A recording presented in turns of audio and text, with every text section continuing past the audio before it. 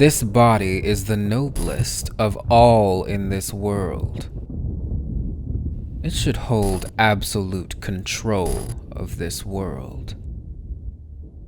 It once promised its people a dream, the never-changing eternity.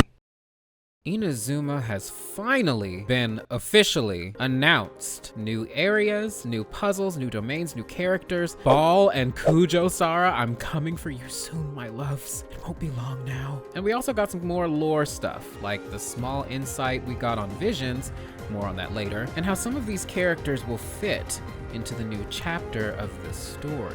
There are more than a few juicy details that were quietly added into this wonderful trailer, and I aim to dissect specifically the ones that can help us understand what the fuck is even going on with Baal and her plans. I've wanted to make a video on the Electro Archon for quite some time, and as such, I have a working theory. And thanks to this trailer, I'm definitely more confident in this theory than I've ever been. I think I understand exactly what eternity means to the Raiden Shogun now, and the implications her actions will have on her own people, and if she had it her way, the whole of Teyvat. Now, I just want to say as a disclaimer, this is just a theory. I may not have all of the facts incorporated into this, so if there's something you disagree with, or if there's something extra to add, feel free to do so. Now, with that out of the way, let's talk. So what do we know so far? We know that Baal has made a couple of interesting decisions. She's enacted the Vision Hunt Decree, in which she has commanded the seizure of all Inazuman visions, and has not granted any Electro visions to anyone, Inazuman or not, in an entire year. The visions are being inlaid in the statue of the 1,000-armed, 100-eyed god, which, by the way, was shown in the animation for Kazuha's backstory. There's the head, there's the wings. Pretty cool that they were able to sneak it in there. Oh, and also, you will be inlaid upon this statue.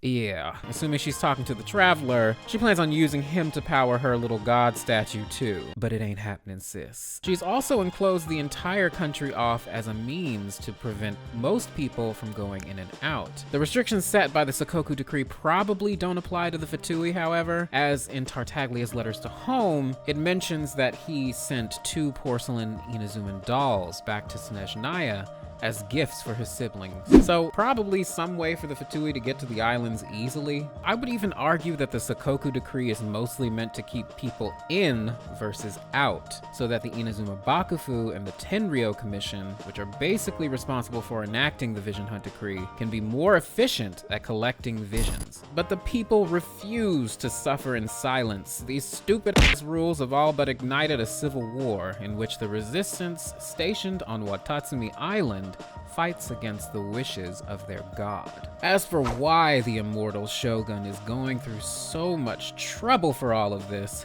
well, we're told that she has come to see visions as property of the divine. And hey, if you think about it too, she's actually creating the ideal conditions for visions to be granted to people in the first place, to be honest. Like, think about it. War, suppression, bitch-assery. This always stokes the fire of revolt in people. And we do know that massive ambition is something the gods look at when granting visions. Well, putting that aside, I think that ultimately the reason we're given for the Vision Hunt Decree is a lie. And the very thing that Baal seeks to use to achieve her goal actually proves that.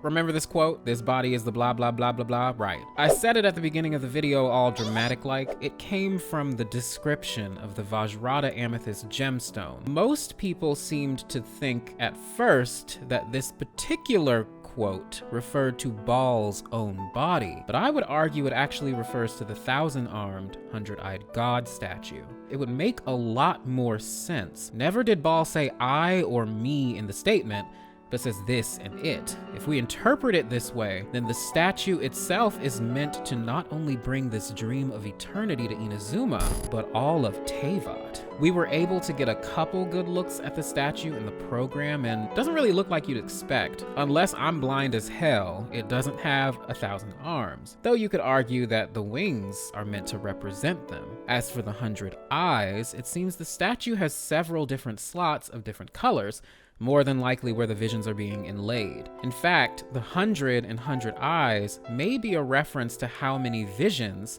the Raiden Shogun seeks to collect. Despite the outward appearance of the statue though, there's no doubt that this statue is a reference to a real-life Buddhist Bodhisattva, Avalokiteshvara. Sorry for the terrible pronunciation of this. Avalokiteshvara translates to he who looks down upon sound. In Chinese mythology, she's actually a goddess named Guanyin, which means the same thing in the Sanskrit word, or Guanxi, which means he who perceives the world's lamentation. She's considered a sort of goddess of underdogs, a champion of the unfortunate, the sick, the disabled, you get the gist of it. There are a ton of stories and mythos attached to her name, but there's one in particular that is interesting from the complete tale of Guanyin and the Southern Seas. In the story, Guanyin aims to release all sentient beings from samsara and is tirelessly working towards that goal. Samsara refers to the cyclical nature of death and rebirth. Essentially, she wishes to free humanity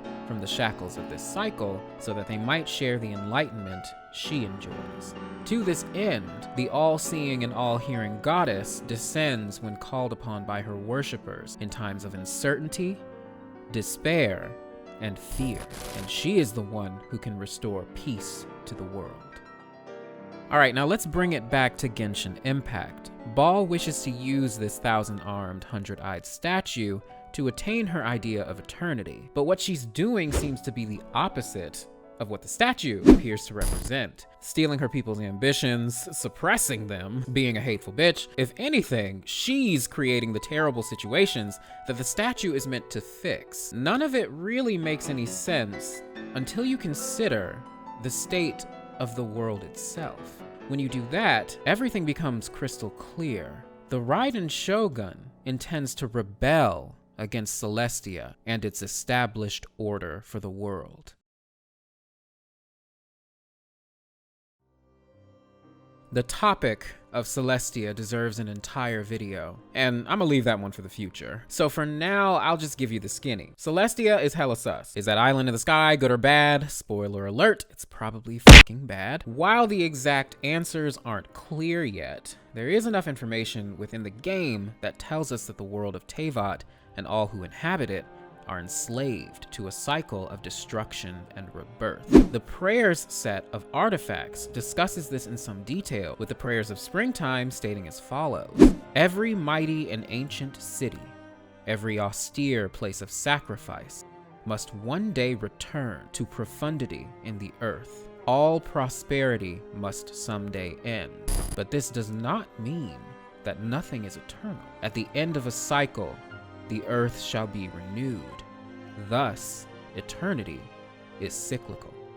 Basically, civilizations are allowed to prosper and then they're crushed by the gods. And it's been happening for a while. It happened at Salvan Dagnir with the dropping of the Skyfrost Nail, and we all know what happened to Conria.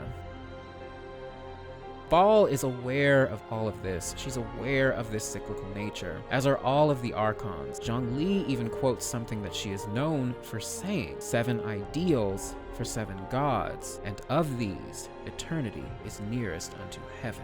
As the prayers of springtime artifact states, this destruction and rebirth cycle is eternal and is closest unto heaven because heaven is the one who ordains this cycle. Let's put it all together. Baal is collecting visions to inlay in the 1,000-armed, 100-eyed statue. The 1,000-armed, 100-eyed statue is based off of a real-life goddess who is dedicated to freeing all sentient life from the cycle of death and rebirth. Teyvat is caught in an endless cycle of death and rebirth at the hands of the gods. Therefore, with the 100-eyed statue, Baal intends to break this cycle permanently and usher in an era of peace everlasting. This is the never-changing eternity she seeks. Even the act of the Vision Hunt Decree is in and of itself a rebellion against Celestia's wishes. This is because allogenes are identified using visions. That's just another check on the list of things that Celestia presumably orders the Archons to perform. And to change that so drastically, something in my gut just tells me that that's not something she has the power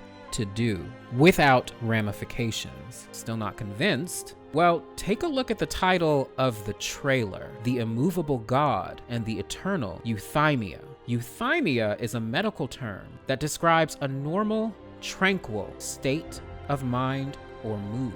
In other words, a state of internal calm and contentment, of peace.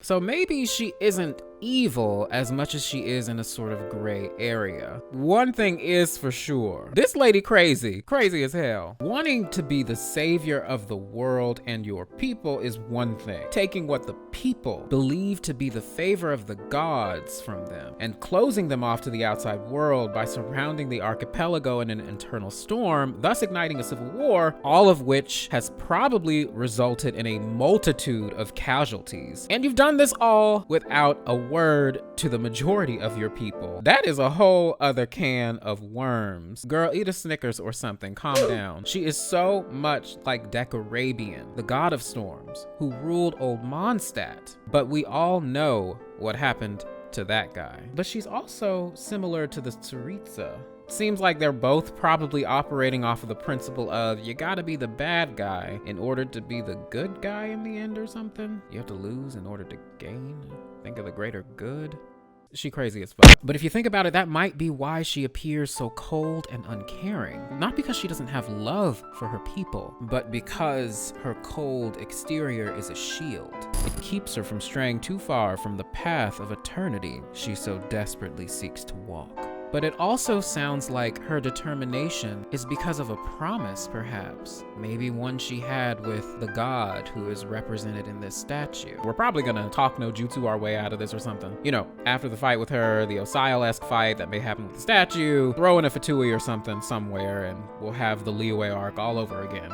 Oh God, I hope it's not like that. At the end of the day, we're gonna be besties. I mean, how else are we going to have the big anime moment at the end of the game where you all know we're gonna storm Celestia with all 7 of the Archons' help? And I truly do believe that will happen. None of the Archons are working against us in the greater scheme of things. And there are a lot of indicators to show that. That's for another video. So many theories, so little time, but I can tell you this. The Raiden Shogun is going to be the toughest frenemy we've had to face in the story yet. I mean, she cut an island in half for Christ's sake and pulled a sword out of her breasts. She means business. God, I hope her fight isn't fair as fuck. But no matter how hard it may be, I am ready to weather the storm and get all the husbando and waifu ass I can get my hands on.